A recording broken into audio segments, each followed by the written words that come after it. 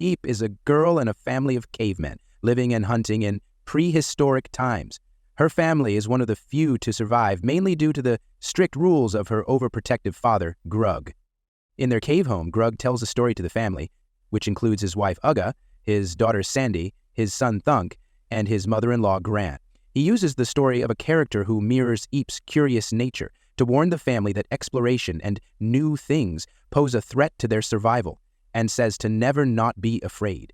This irritates the bored and adventurer's Eep, and after the family falls asleep, she leaves the cave, against her father's advice, when she sees a light moving outside.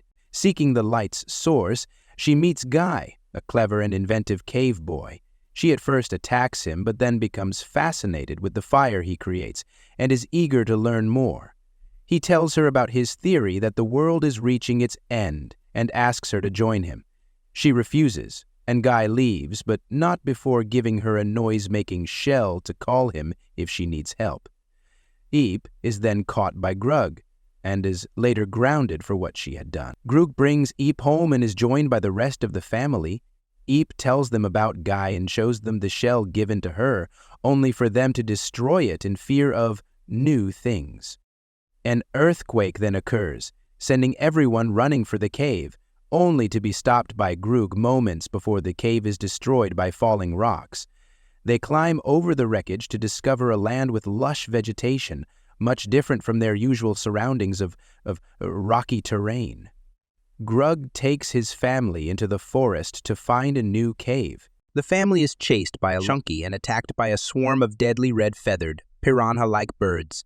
In panic, Eep finds and sounds a horn similar to that which Guy gave her. Guy hears this and rushes to her. Thinking quickly, he creates a torch of fire which scares the birds away. The other Croods are captivated by the fire, having never seen it before. They steal Guy's torch and accidentally set the land around them in flames. Some giant corn is also lit, which rockets up to the sky, prompting a display of fireworks as the kernels explode. After feeling impressed by Guy's intelligence and ideas, Grug bottles him in a hollow log to carry him in, then suggests that they take solitude in the cave of a nearby mountain mentioned by Guy. Guy is forcibly persuaded to lead the way and learns of the Croods' way of living, which he thinks of as unusual. After an unsuccessful hunting attempt, Guy, his pet sloth belt, and Eep build a puppet to fool and lure nearby turkey fish. After they make their capture, the family greedily devours everything they caught.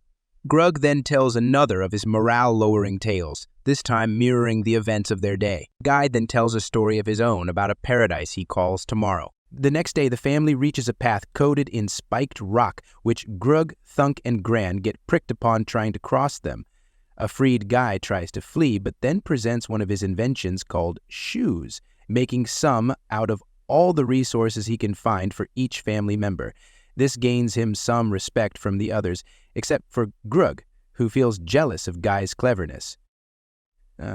After Guy's ideas help the Croods on their journey, the family members gain something. Ugga, Gran, and Sandy have their first idea to get past carnivorous plants by hiding under flower heads as they pass. Thunk encounters and befriends a crocodile-like dog he calls Douglas, and Eep and Guy grow closer while Grug is stranded in a ravine, forcing Ugga to go back for him. The next day, Grug shows the others some of his ideas, like a seesaw, shades made out of wood, and a snapshot that involves the family being slammed with a flat rock. They all fail and humiliate him. They soon reach the mountain where Grug is unable to convince the family that settling in a nearby cave is a better option. Angry, he attacks Guy. The two become stuck in tar. Guy reveals his family died drowning in a tar pool, and their last words inspired his traditions of tomorrow. Grug has a change of heart. He and Guy trick Chunky into freeing them by pretending to be a female Maconavoa in trouble. As they are about to reach their destination, an earthquake opens a deep ravine in their path. Grug throws each of them across the gap and reconciles with Eep while creating the first hug with her. Grug then throws her across the ravine and is left behind. He takes shelter in a cave and makes a torch. After seeing a blank rock face, he paints a large cave drawing of the Croods and Guy together. He then encounters Chunky, who attacks him until Grug's torch is accidentally blown out, panicking them both. The frightened Chunky lies near Grug for comfort, who then has his first good idea. Using a bigger torch and a large skeletal rib cage, Grug manages to lure the Piran Hakeets into transporting himself, Chunky, Douglas, and several other animals across the ravine, barely escaping the oncoming destruction.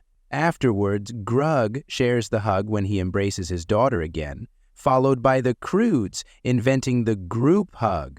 The family discovers that they have found an ocean-like area where the sun goes down over the sea.